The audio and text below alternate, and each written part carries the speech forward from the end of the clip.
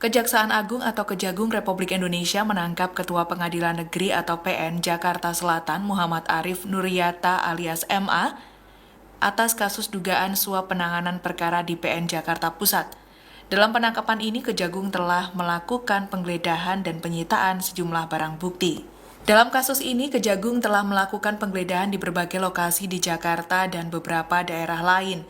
Direktur Penyidikan Jampitsus Kejagung Republik Indonesia, Abdul Qohar, menyampaikan dalam konferensi pers di Kejagung, Jakarta Selatan, Sabtu 12 April 2025 malam.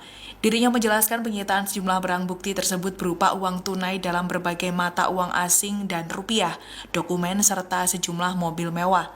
Abdul Qohar menjelaskan dalam penggeledahan, penyidik Kejagung telah menetapkan 4 tersangka dalam kasus ini.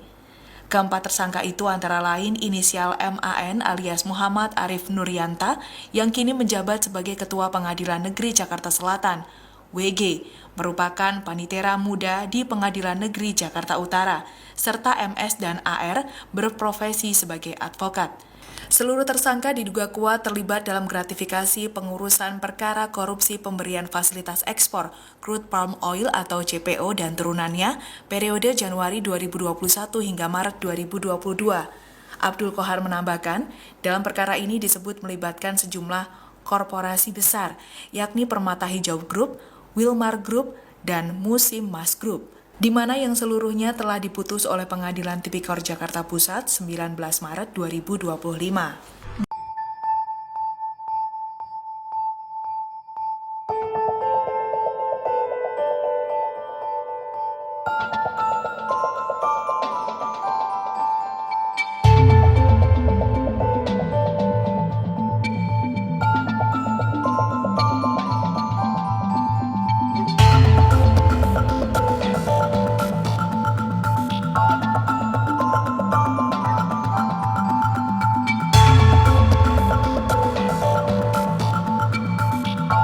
Download Tribun X sekarang, menghadirkan lokal menjadi Indonesia.